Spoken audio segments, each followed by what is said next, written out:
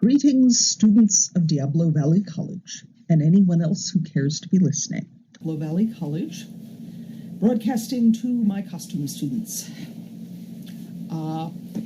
Today I'm going to talk about distressing. This is a backpack which I recently did distressing on one half as a demonstration for a class at the Greater Bay Area Costumers Guild.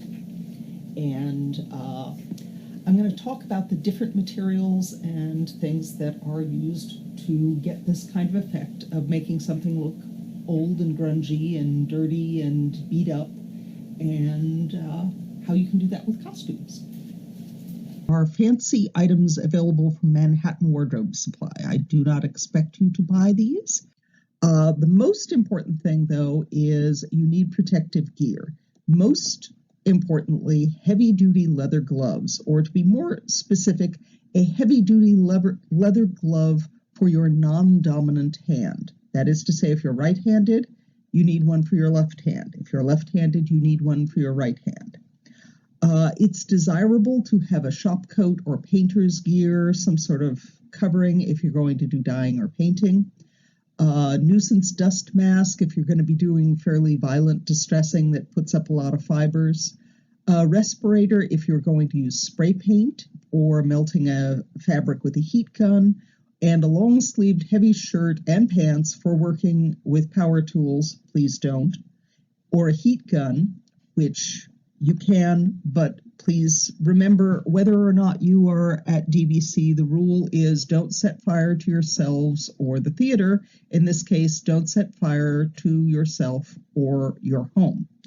You're stuck to shelter in place, and you won't have one if you... Now, my favorite tool is a hand rougher. You are not going to be able to get a hand rougher. You won't have one of these handily at home, because they're used for roughing up leather for shoemaking and ballet shoe prep. The curved metal ones are the most useful for distressing, but they're very expensive. They last a long time and do lots of good work quickly, which is why they're wonderful in a costume studio, but they're also not something you're likely to have around your house. The straight models, the little cheaper ones that are also called a hand rougher, are less useful than a file cleaner, and so there's no point. However, since you won't have these at home anyway, we're going to move on. So, apart from the safety gear of having a glove, you're going to want to find some tools, and that's why this is a better choice than the original class project for doing at home, because chances are around your home you have some things that could be used as tools for this project. So, I'm going to tell you what some of those are. They can get pretty varied. This, for instance, is a wallboard saw with really, really scary teeth on it. Wallboard saws are the high likelihood of injuring you saws, but they are also cheap. I got this at 99 cents only, and it still is 99 cents only. Like sandpaper, which are good for wearing down little edges. Garden saws, used for cutting off small branches of bushes and trees. Again, like a wallboard saw, one of the reasons you need to go and have a we have here a rather serious-looking serrated knife. That works somewhat similar to wallboard saws, but is a little more controlled and slightly less dangerous. But as you may imagine, if you're doing stuff with your hands around this, you need to have a glove. Wire brushes. This is like a heavy-duty cleaning brush out of wire. That is also fairly good for distressing things. This one's weird. I believe this is for slicing some sort of cake in neat little slices, or eggs. I'm not sure. It's a kitchen tool. It has a bunch of tiny, tiny little saws that are actually pretty hard to injure yourself with, which is kind of good. And if you go over a section of stuff, now if you go over that a lot with your hands, you will injure your hands. But if you go over that and it makes like rough bits, like something's been rubbed against cement or something. It's one of my personal favorites.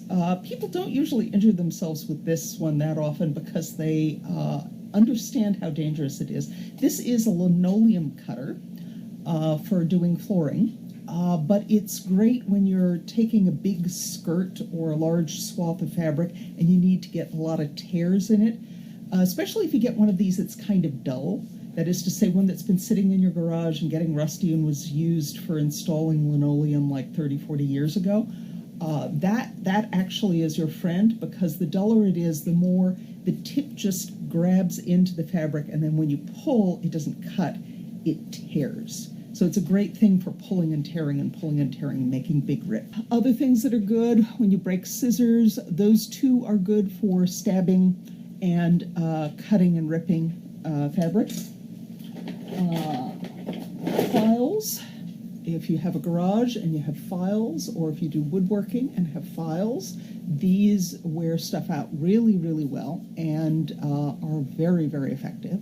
Especially the big, heavy wood. Another one of those. And another even more deadly set of scissors. This one, you go like full psycho in the shower on a piece of fabric, and it will put lots of little holes in it. The leftover bit of serrated metal from a package of saran wrap or other kinds of plastic wrap, when you are done with the box, if you pull it off, you can use it, if you're wearing a glove, to run lighter fabrics over it, and then you pull it through and it pops and it tears and makes it all look like it's been pulled through a hedge backwards. This is one of the great ones. These are file cleaners. File cleaners are the cheaper version of what in theater we like to use as a distressing tool that distresses a lot of stuff very quickly, which is a hand rougher. A thing that's made for roughing up leather before sticking 2 layers of leather together in shoemaking. And they're also used for making toe shoes a little bit rough so that they don't slip and slide and whatever. So they make them in this very big, scary, curved version that's like $35 to $45, and that is the killer, absolute wonderful. But if you're doing a little project at home, you don't need it. It's like for bulk, doing lots and lots of distressing at once. Whereas this, which is a file cleaner, which is usually about $5 somewhere, maybe $8 if you're having to buy it retail and you don't have time to order it or whatever. And you may, if you have files, your basement also have one of these. So these things, they're also sometimes used as a lead wipe, or called a lead wiper. They were used for doing stuff when messing about with plumbing and wiring in some way. I never understood what it was, but my dad insisted that this was a stitching pin board. And a stitching pin board, as you can see, has a whole bunch of like little tiny wires going up. However, unlike a stitching pin board, they are all bent in the middle, so they tend to be headed this way so that you can pull that way. And if I did this hard on my hand, you would see an instant ripping open of my hand. So I'm not going to do that. It's just sort of a scratch I'm going to do on there. But on fabric, it takes a little more push, but you can go and get quite a lot of little bits of damage with this particular tool. And so it's a very good one. This is a hand rougher. This is the expensive kind. We have here mine and the department's one. You can see they've got quite a lot of use and quite a lot of abuse. I have actually purchased an extra one of these things to replace this when it dies, but it hasn't died. So I still have an extra one of those. They're really, really sturdy, and they do a lot of damage very quickly. So that's a hand rougher. If you ever have run into the kind of weird scissors that have lots of blades on them, they're something that was made for like traveling insurance people or whatever, somebody who had to shred documents while in a hotel room. Now, this is very good for, on light fabrics, sort of shredding the edges very neatly. Very nice. You can see here's another one of those kinds of scissors. They're not really made for cutting fabric. They're made for cutting paper. And as a consequence, they don't so much cut the fabric as shred the fabric instead of making neat little cuts. And that's actually what you want for distressing. So they're very another one that you tend to get a lot of injuries for. This one's really, I think it's another one used in linoleum stuff. I think it's for like scraping the glue up from the previous linoleum on the floor to then make it so that you can put new glue down for the older linoleum.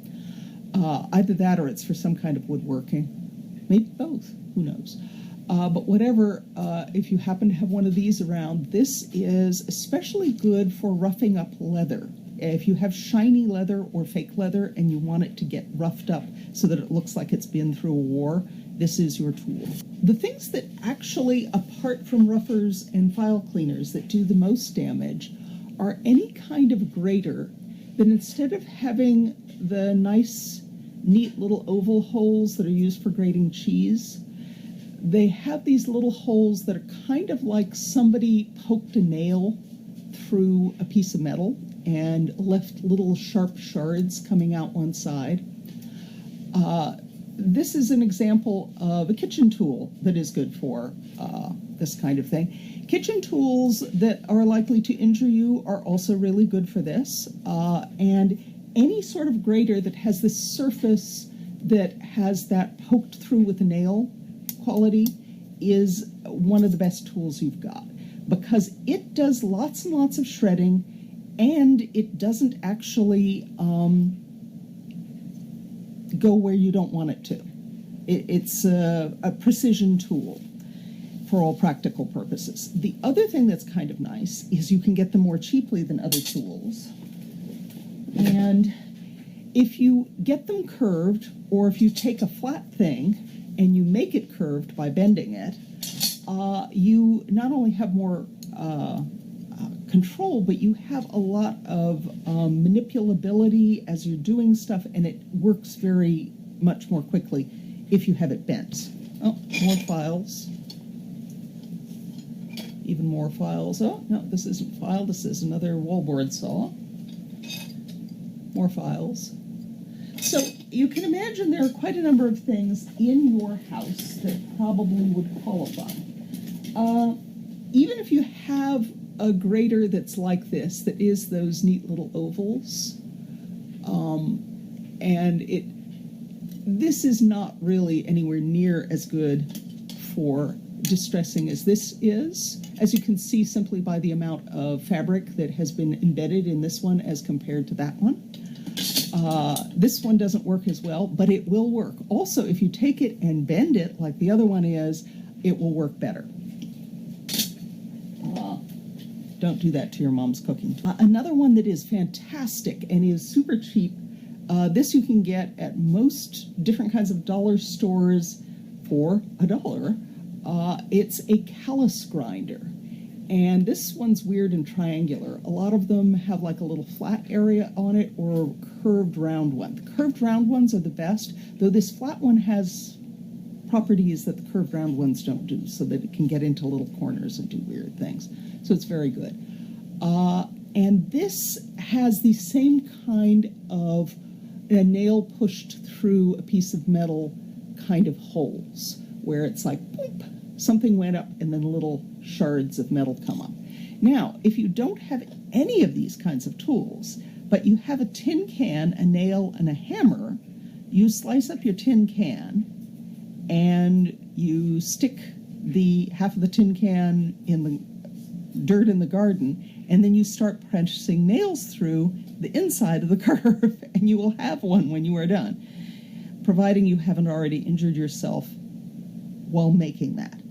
Go to a dollar store, get one of these. More. Another one is a thing like a petty egg that has like little razory pieces poked on what looks like this happy little pink egg. So, generally, you want graters and grinders more than anything. The more likely to cause injury in the kitchen, the better it works at distressing, but curved ones with handles like the one below combine optimum effectiveness with the least likely injury. Callus grinders, which follow this model, are also safer, but all graters and grinders still require using a leather glove on the hand holding the cuff. Look in your garage or tool chest or whatever to see if there are any saws. Large toothed wallboard saws and pruning saws work best. The tool most likely to cause injury to the user, however, so you should be cautious with it. What you do actually is you twist your fabric and you run the saw sideways down the length of the fabric, snagging it. You can also use it to cut and rip little sections of it. That's where you're likely to get the injury, though. So if you do that, what you need to do is what I will describe later with rocks, where you're only letting it go near the rock and you're not letting it go anywhere near your hand. Fabric, when you're pulling the other way, where you're going and dragging it across the fabric, that responds best when it's taut and twisted. So what you do is you wad up a hank of the fabric and you twist it while stepping on the other end and then run the teeth down that side. So that's the main thing you use. The serrated knives, you can do some of the same thing. You also, if you have steak knives, like the ones over here, you can also stab and rip fabric and be used as mini saws for making small tears and thicker fabric. Rocks. I mentioned rocks. Second most important tool are rocks. Yep, rocks. Rocks help you with a surface under the fabric that you can grind and saw against that isn't your hand. Rocks also can weight a wet costume down in the pockets so the costume stretches in a way that looks naturally worn. You can also use small ceramic sculptures the same way. Here is my father's file cleaner. You can see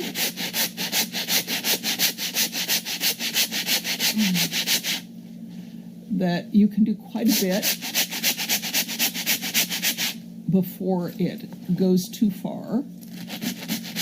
You really have to work at it with this one. As compared to this, where I will have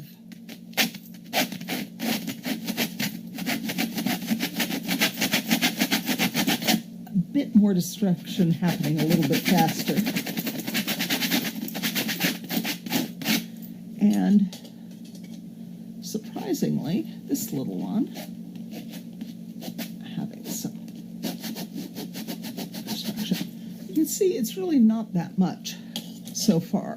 One of the things that is an important tool are rocks.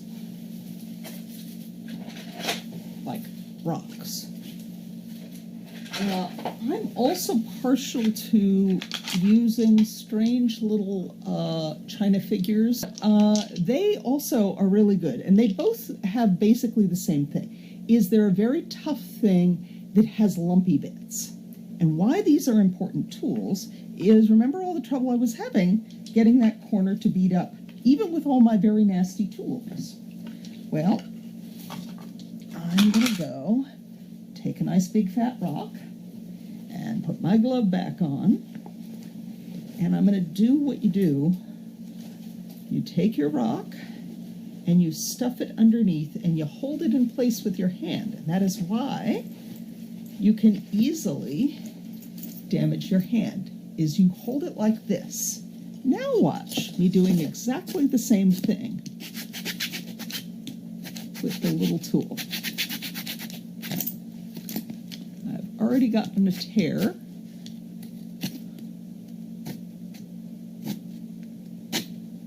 Because it's being pressed against the corner of that. Same kind of thing with this. As soon as you have something tough going at the other end of it, it'll tear like crazy. So it's important that you have rocks, or that you have something similar to that. Otherwise, all you'll have is your hand doing that, and it takes quite a lot more effort to do that, and you're more likely to go and damage your hand.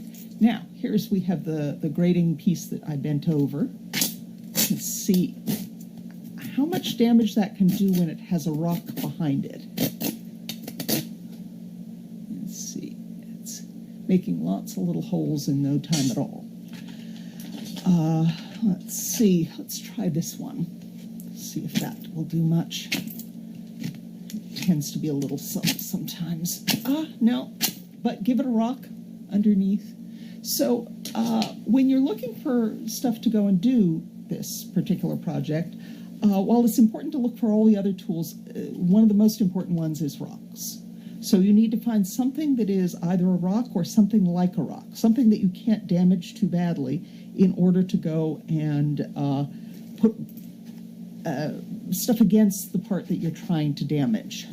Now, on certain kinds of objects, and one of the reasons we did this project at Greater Bay Area Costumers Guild using a backpack is if you have things that already have parts that stick out, you don't necessarily need the rocks. So for instance, as I mentioned on the leather things, that this is a good one. Let's see how fast that scratches up. This is fake leather, by the way. At least I think it is. Well, maybe it's real. I'm not sure. Hard to tell. But you put something like this on it, and it scratches the finish off. Whether that finish was provided by a dead cow or by a plastic splice. And you get quite a lot of damage going to that very quickly. So parts that have areas that stand up on them, like this shirt does, those actually distress much better than things that are just big, broad expanses of stuff. If a costume doesn't have a lot of detail on it, or if your garment doesn't have a lot of detail on it, it's kind of hard to make the distressing work well from a breakdown point of view. Now, you can do it in terms of the paint point of view, but it doesn't do nearly as much as a garment that has lots of little areas that you can distress that fit, that show distress in a subtler yet more complete. And here is another form of grater that has that kind of surface on it. Again, very rough, very tough. This one is made so that you can grate and it will all go into a little container. Because it's flat, that's another reason that you need to go and have whatever you're working with have a rock around, have a rock inside. Because the flatness of this doesn't really get you very far on another flat surface or on a soft surface, but it'll do lots if you go and put a rock underneath the thing you're working on. And so even though this one's flat and it doesn't have a lot of the oomph that a curved thing has, it will still do it because of the rock underneath. But you can also see, given what I'm doing, that if I didn't have this glove on, I'd be getting new scars. Bearing in mind that a wallboard saw can go right through a pair of these, you get enough scars doing this without needing to go and create new opportunities. So glove is your most important thing. Okay. Another tool that is important are laundry sprayers. They are not something you absolutely need to have, but if you have some laundry sprayers that you are willing to kill, you can go and put different kinds of dye and paint into the laundry sprayer and spray irregular spatters of paint or dye. It's one of the cheaper things that you can use. The only trouble is they clog regularly and they need replacing, so you always need extras. For that reason, you should never throw away used sprayers from Windex or Spray and Wash or whatever. Save them, recycle them, bring them to the costume studio, because unfortunately you kill laundry sprayers when you do this. But as you kill them, they spatter more and in more interesting fashion. And so while they are in their death throes, they go and make lovely, lovely spatter patterns that make for much more interesting distressing. And it's especially important on stage where you need the distressing to be very big. Now, dyes and paints. The most used dyes and paints are airbrush fabric paint, RIT dye diluted in laundry sprayers, cold water dye in sprayers or more often in low immersion dyeing. Acrylic paint also can be diluted in laundry sprayers, though it makes them clog a bit less if you run it through a filter. That's actually also true for RIT dye. There's a canned spray paint, spray paint in a can. That is wonderful. It's toxic, but it's wonderful. And acrylic fabric paint, which is really good for putting in any kind of detail work and precise. So, as an example of airbrush fabric paint, specifically metallic airbrushed fabric paints, using it for OTHELLO, this is run through not with an airbrush, though you can do that, but with a laundry sprayer. That's how you get that lovely spattered pattern. And you'll notice that the detail work you still can do with a brush. You dilute the airbrush fabric paint approximately 50-50 with water, which makes it a little bit thinner, and you can run it through a laundry sprayer. And it's the thing that clogs them the least. The paint itself is kind of expensive, so you don't do it that often. RIT dye is positively the cheapest. What you do is you cook it up, or you get the kind in a bottle that's already up there, and you dilute it with a bit more water than usual, and you stick it in a laundry sprayer, and you spatter all over it, and then you run a steamer over the garment while it's still wet to help make the dye set a bit. But about 50% of it is going to wash out of your clothes the first time you wash. So it's cheap, but it's not necessarily the greatest of quality. Cold water dye works lovely in sprayers.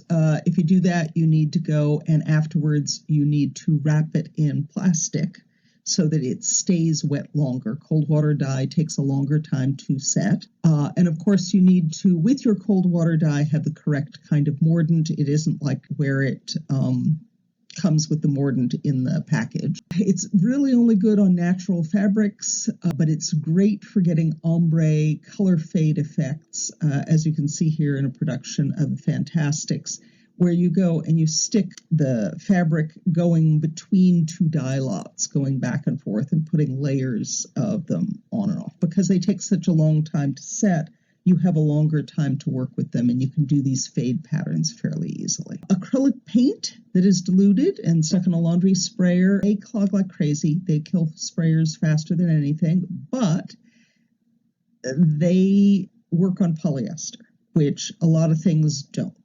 Polyester it tries to repel a lot of things, but the one thing it just loves acrylic paint, and acrylic paint loves, you can dry brush it onto things, you can dilute it with laundry sprayers, which you see here is Bride of Frankenstein in a polyester wedding dress that has been sprayed with a diluted lilac and gray paints.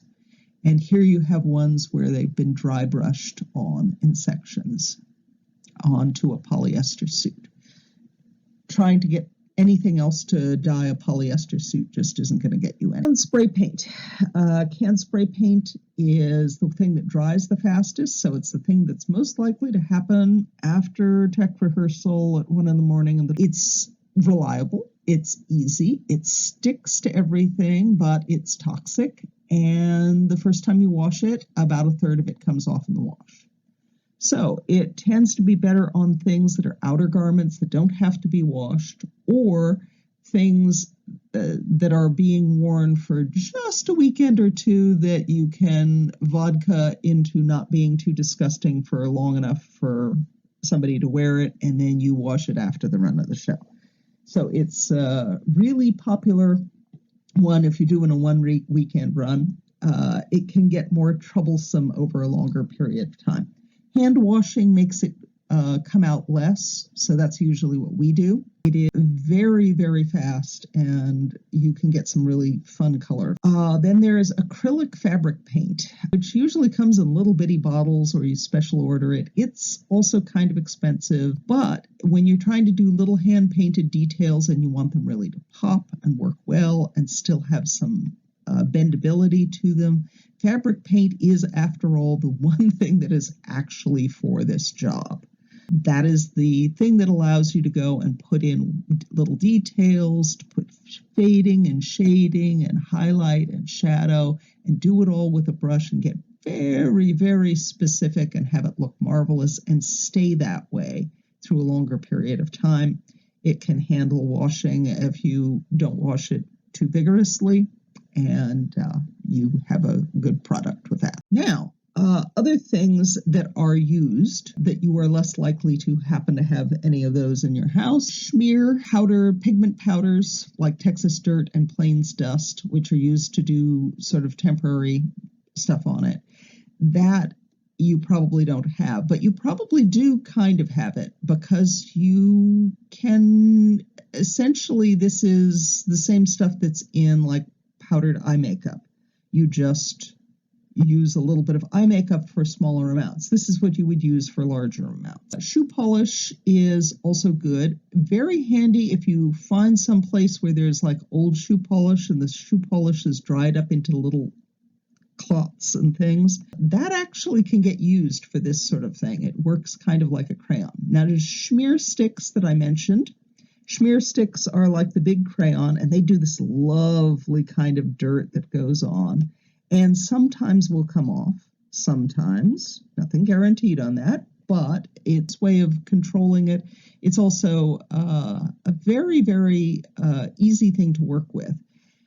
And what's nice is, while you probably do not have one of these in your home, almost certainly somewhere have some of these in your home.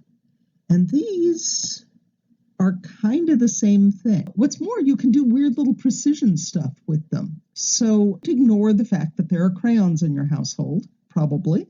And if there are crayons, that you can use them to go and put like dirt in the seams and things like that, or little stains that look like they're blood and mud and whatever, grass stains, little grass stains. Colored hairspray also works if you're trying to go and put some sort of like spray paint on something and hope to get most of it out. There is no guarantee, but you have a better chance than when using regular spray. Now, when you are trying to get stuff to wash out, one of the other ways you can do is you can make things stick to your garment temporarily by putting something on the garment that can wash out, that is sticky enough to let things like makeup powders or like certain cooking products stick to your costume to look like dirt temporarily by being sticky enough to hold it onto your clothes that you are distressing, but not so sticky that once the stuff is on there that it stays sticky. So nothing like sugar, for God's sake. No, you don't want to do that.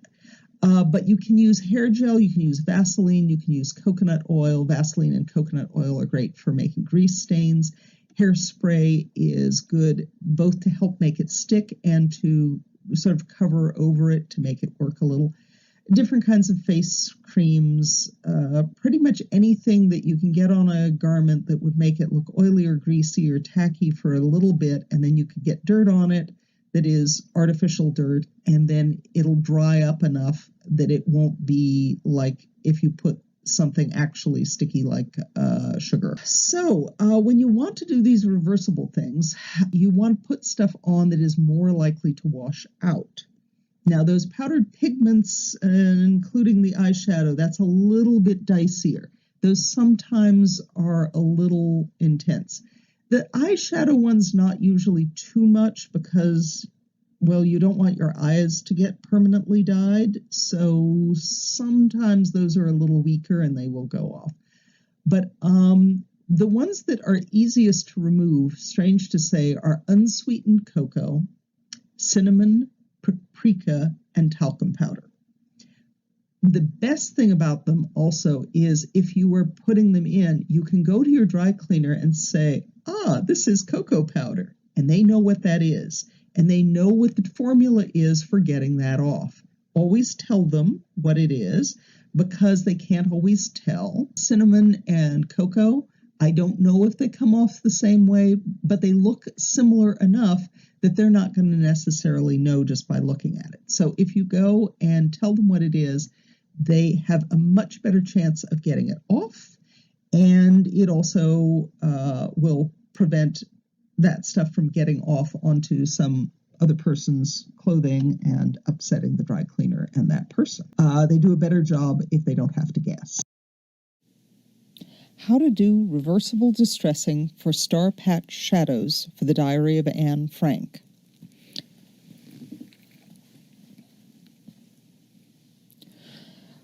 In our production, we wanted to go and have the stars that are on the costumes of most of the players at the beginning of the play have shadows that look as though they were there for a long time and have been left a mark on the clothing. However, we didn't want to go and keep marks on the clothing after the run of the show. So this is how we could go and make the design of a star in what looks like a bit of a stain or a shadow in a way that was reversible. Here you see a thin fabric where it has actually had a little bit of stitching done around the edge of where the star was that is pulled tight so that it gives it a little bit of a rippled edge. This is done just with a basting stitch, pulled a little bit too tight to go and make that. We then go and spray the star area with a layer of hairspray, and then carefully brush on powdered pigments, not out of standard makeup pigments, but out of things like cinnamon and chocolate powder and baby powder, all of which are things that are a little bit easier to get out in the wash and or by a dry cleaner if you tell them that it's there. You spray more hairspray over the top of each different star to go and make it fix in a little bit longer. Baste the stars on over this so that when they come in at the beginning of the play, they have the stars on. And then in the scene where Anne and Peter are cutting off the stars, it's easy for them to cut it off and remove them. And it's also easy off stage to remove them and then leave this sort of shadow of where the star was on all their clothing. Each of them was done in different colors depending on the particular kind of fabric. For thick fabrics, you don't use the gathering stitches. It doesn't really show on them. And we used little bits of chocolate powder, baby powder, and cinnamon mainly as different ways of going and marking the edges. Now this lasted about one weekend run. In each case they needed touch-ups so that they would still show. And at the end of the run, we could go and run them through the washer after pulling out any stitching. And when we'd pull out the stitching, we'd then go for washables and take cheap dollar store spray and wash and spray it on very thoroughly wherever the mark was. And then go at it with a toothbrush, as you can see here, in order to go and get the little bits of the powdered pigment out of the area. Did as much as one could with a toothbrush and the spray wash, and then would go and put them in the washer on my cycle, which is an extended cycle of cold water that goes and makes it easier to get stuff to go out without going and damaging the fiber. So we had these rather good-looking stars that were visible from our stage as this sort of shadow thing of where something had come off, but that we didn't make it as a permanent damage to the costumes. And this seems like something somebody else might like to do, so we made a video. Now, as for things used to essentially paint your item in order to finish the distressing, as you need dirt as well as you need damage. A situation like this, you may want to go, since this is a garment of your own that you're dekilling, You may want to go and have some of this be partly reversible distressing, to say something that will wash out or be capable of being washed out. Not pretty much anything you do with distressing, you cannot perfectly guarantee that you will get it all out. And that means you should never, never, never do it on a rented or borrowed garment. However, if you are doing stuff like I do for a show and you have stock and you know that you could kill it but you'd prefer not to, you can use some of these methods and you have at least a better than 50% chance of being able to get the stuff out, especially depending on how you apply it. So one of the main things you want to do is you want to get a sticky substance. I have in these two things coconut oil and petroleum jelly. You can also use hair gel and hairspray, something that is sticky that won't be too much of a problem for an actor. And now, I don't have a garment at home I want to destroy, but I have the glove in a different pair that goes on my dominant hand, which of course is never the one I need to use. So it's in the container to hand out to people who might be left-handed and need to use one that's right-handed for their non-dominant. So this one has very little damage, just a little bit from having been used a couple of times in class, and then it's otherwise fairly pristine. So I'm going to show you on this fairly pristine thing how to go and distress it. And I'm putting it backwards on my left hand. So if I want to go and get a bit of dirt, say, in this little section here, I'm going to put some sticky substance. I'm going to take some eye makeup. Now, eye makeup is one of the things that's actually a little more likely to cause a stain than some, but it also shows you the kind of palette of dirt colors that you can easily get in a dollar store eye makeup container. And so I thought I would show that off. And you take a stiff, dry brush. Acid brushes like this are ideal. And you pick up some pigment, and then you go, let's get it up close, and you put it in the area where you want to have that happen. Now I'm going to put a little more through here. Mainly in that one spot, but not exclusively. I'm going to take a different color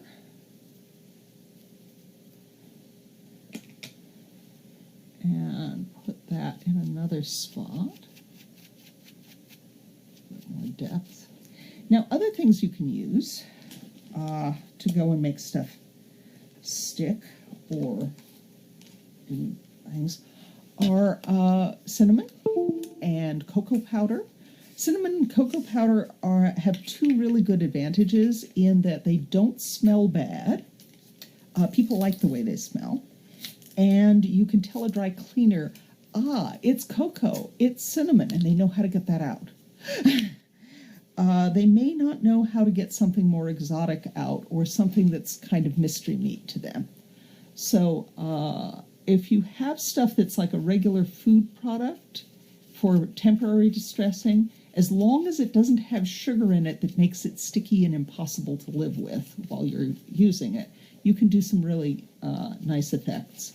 And it's very good when you're trying to go and put dirt on actors who don't want to have dirt near them, even though it's all artificial, you know, this kind of dirt. When it smells like, well, pumpkin pie spice or something like that, it's usually makes them happy.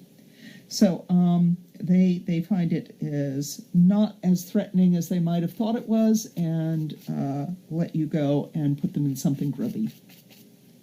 And you can sometimes, indeed very often, train them to do the touch-ups on their stuff so that they know how to do that. Though you have to be careful. You don't want to give actors pounce bags.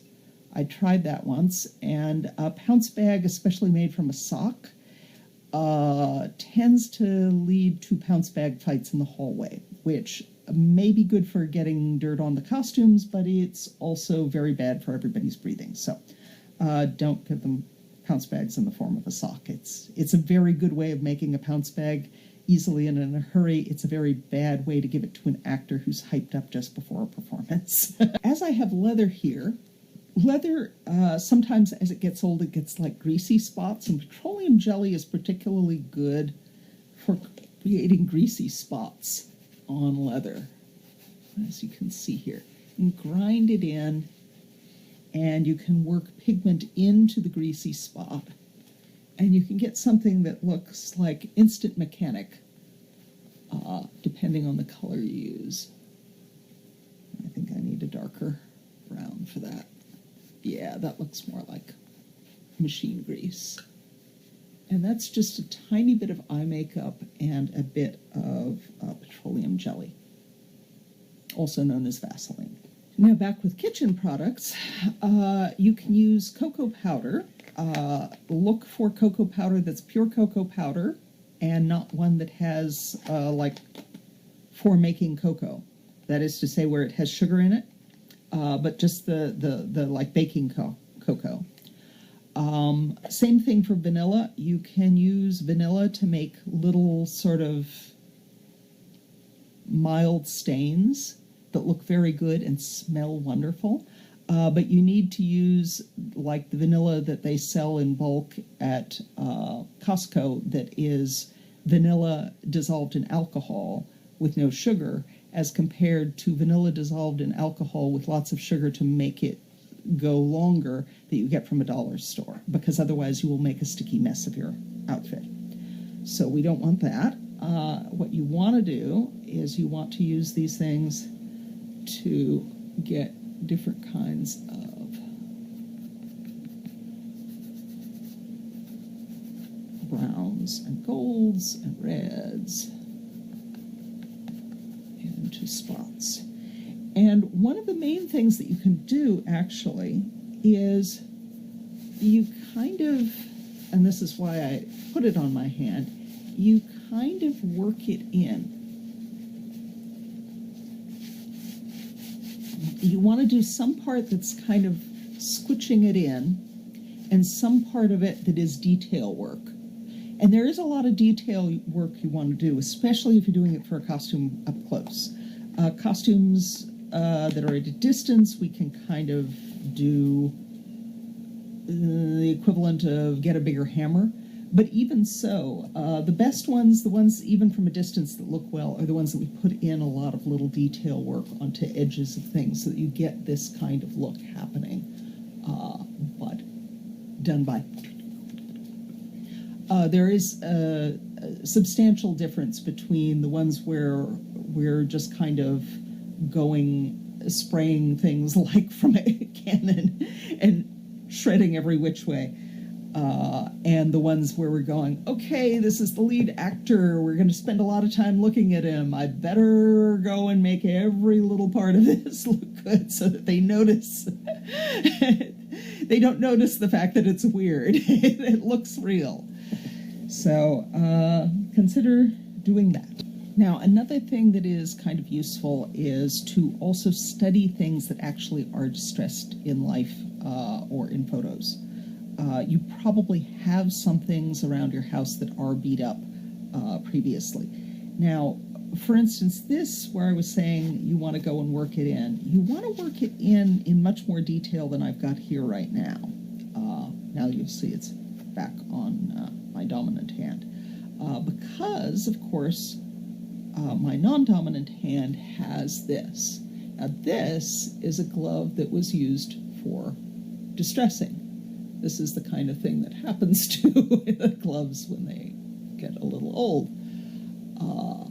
And you can see the wear pattern that has come from using it in that fashion. And so if I were to go and complete the distressing on this particular glove, I would try and have it have a pattern somewhat like that. Now, the easiest way to do that would be for me to put it on this hand, and so for doing the palm, I will, so that I can get that kind of thing going on. And then for here to go and look at it and go, okay, the damage is right here, because that's when you're holding stuff up and going like that. So this would need to have it on there.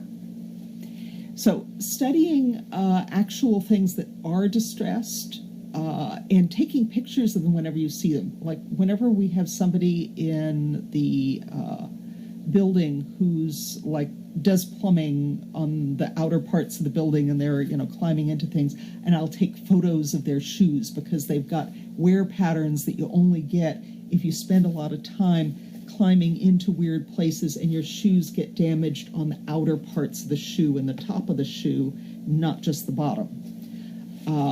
Same sort of thing for this. This is a glove that's been used for distressing, and so it looks like a glove that's been used for distressing. So you try and figure out what the garment has been used for and where the wear patterns are likely to be based on the character, and then you try and replicate that in the finished product. So in an effort to replicate that on this, I'm going to go and take the cocoa powder and the petroleum jelly.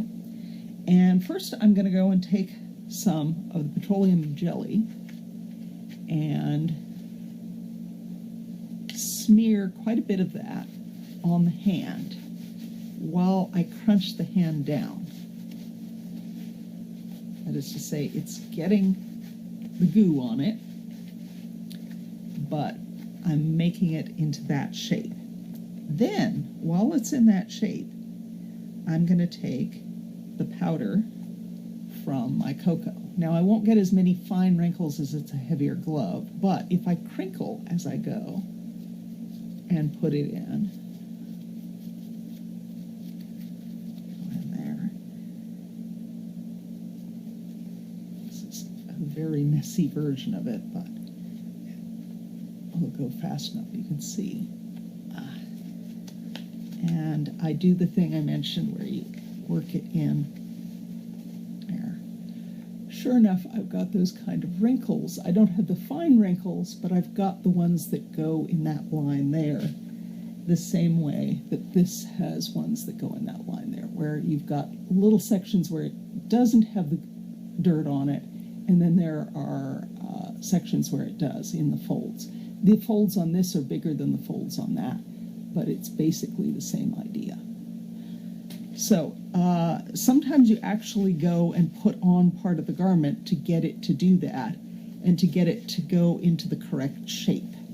And if you can't, that's why we have so many weird bodies in the hallway that are wandering around naked that look disconcerting as we stick weird heads on them.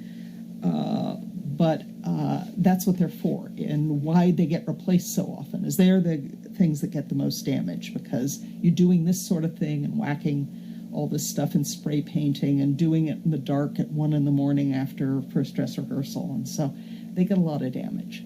But that's how that works.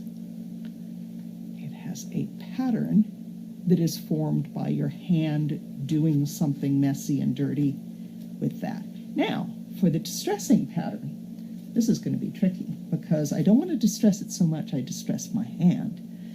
So what I might do is take 2 of those little statues. I'm going to take them and I'm going to put those down the fingers that get the most distressing.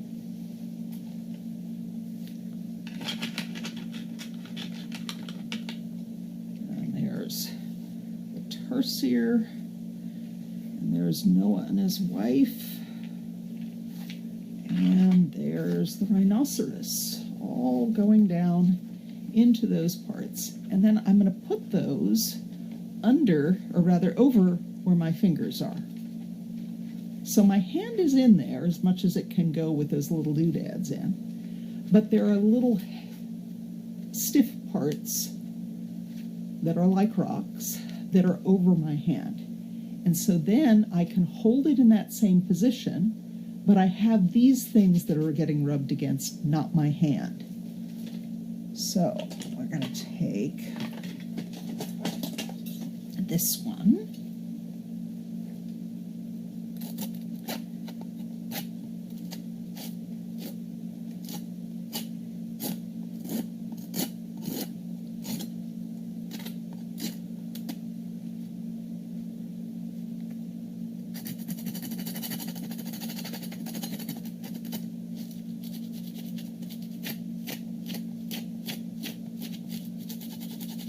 And sometimes, if you're wearing it, it is actually easier to move the hand than to move the tool, especially if you're doing it on your dominant hand and you don't have as much control over your non-dominant hand.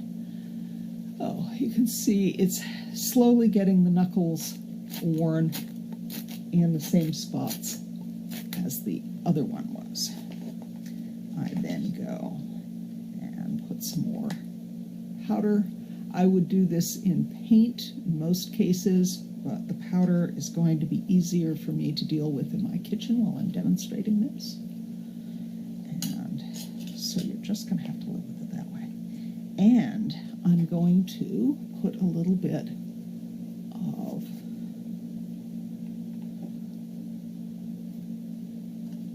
Vaseline, or generic form of petroleum jelly, in that spot. This is a really uncomfortable thing to do, I might add. So you don't want to do it too hard or too fast, because you can injure yourself, but also just because wearing a glove that's filled with rock-like protuberances in the fingers and then going at it with a grater is not exactly the most comfortable experience in the world. So that way you get the kind of pulls and push and damage. Now, the damage that happened on the yellow one, however, I know what that's made. It was made by, it's one of these guys. And because nothing else does quite that much damage. And so if I want to do similar damage to this, I got to use that tool. And I got to be very careful because, as you can see, I've already managed to pop holes in there. And if I do that on a spot where it isn't the rock, it's my hand, we will be experimenting and seeing about the thing that I told you about, where you don't notice it until you notice the fact that there's like red dye coming from somewhere. And we don't want that. But here you can see now I have the pop knuckle at that spot. And then I take out all. Now, I'm going to go, and this time I'm going to work on the tips of the fingers, as that was another part of this glove. I keep referring back to this glove for ideas. The tips and this edge of the glove get a lot. Now this is not quite as dangerous a tool as this one. The file cleaner is a little bit gentler than the hand rougher, which, even though it looks similar, so I can gently rip up the tips of this, especially as the glove is a little bigger than my hand, and so the tips are not actually where the tips of my fingers are, and I can go and do this. You can see the little fibers that are coming off on there.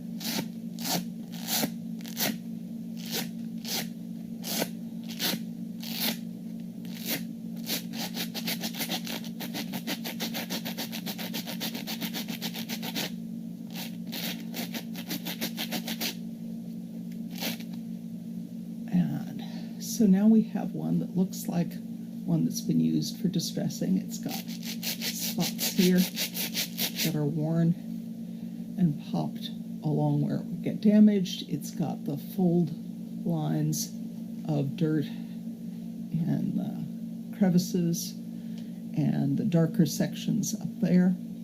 And it looks like a distressing glove. Now, one of the other obvious things that rocks are good for is that you can put them in pockets. Pockets tend to get damaged down at the bottom here, and so putting rocks in pockets helps you to go and damage the bottoms of those corners. But the other thing that is good is if you're, especially if you're using something out of wool or out of leather, sometimes one of the things you can do is you can soak it and get it wet and stick it on a form and put rocks in the pockets of things, and it will get that look that clothing gets when it's been in the rain and dried on the body. That is to say, the way it would be on somebody who's, you know, traveling the world in weird conditions or living rough in the city as a homeless person. Anybody who would spend time in clothes that get wet and dry and wet and dry while they're on them, you have that sort of thing. There's a fairly famous story that Deborah Nadoolman-Landis mentioned years ago when she was doing Indiana Jones, where the actor went and agreed to have the costume distressed while he was wearing it. They went to the poolside one night. Basically, they got it wet, and then he sat by the poolside in the heat there, and she went at his costume while he was wearing it with the stuff in the pockets and things like that while it was on him. And that's one of the reasons that costume looks so much like something that somebody's been wearing, who's been wearing it in the rain and been wearing it in every possible weird situation, and it is molded to them. Because natural things, wool, cotton, linen, silk, and leather all do that if they are allowed to get wet and dry on a body. So crazy thing that you can do is actually, if you're going to make something that you want to have, like an Indiana Jones costume or a strange little old hermit guy or whatever, is you can actually put it on and get it wet and do stuff to it while you're in it. Just don't use anything toxic while you're in it. That is actually one of the ways you can start to do stuff with that. But putting rocks in pockets is good. Do not, however, jump in the swimming pool with rocks in your pockets. This is a bad idea for obvious gravitational reasons. So, like, if you're going to jump in the swimming pool, make sure there's somebody who can get you out, and then when you get out, put the rocks in your pockets. Not while you're in. Now, generally speaking, I don't recommend using power tools to destroy stuff. You can, and there's actually a good little video on how to go and do a lot of damage in a hurry using different kinds of specially modified power tools. But in my experience, distressing is kind of dangerous and power tools are kind of dangerous. When you combine the two, nearly always somebody gets injured. The exception for it is these kinds of things, the little El Cheapo versions of Dremel tools. And I still have run into people who've injured themselves doing this. But you can get a rather cheap Harbor Freight tool miniature drill, and it has various little sanding stones that work okay. The best thing that works is this little sander thing that goes over this little rubber thing, and that will sand really delicate distressing that you're trying to do for close-up work much faster than you can do by hand and more precisely. But if you're not doing something very precisely with it, your hair can get caught in it, whatever you're working on can get caught in it, and then it's like wrapping around the drill, and it doesn't damage your garment the way you want it to, and it sometimes inflicts injury. So I don't really recommend using power tools for it, with the exception of this one. And if you consider it a power tool, a heat gun. Now, a heat gun is a power tool, it just isn't one where you're making direct contact with the item.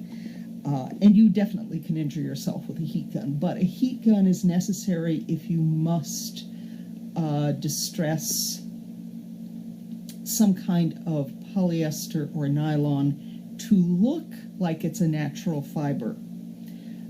Because you can heat distress it, and it will do the things that you can never get polyester or nylon to do properly using standard methods of distressing. Because standard methods of distressing tend to work best on natural fibers. But you can go and take the nylons and the polys and hit them with a heat gun, and they will shrink up in ways that look very similar to the kinds of things that you would get with distressing. And so it's one of the things that you can do to distress things that are not cooperating with you because of the nature of their thing. But if you do that, you need to do that outdoors. You need to do it with a respirator because it's toxic as heck.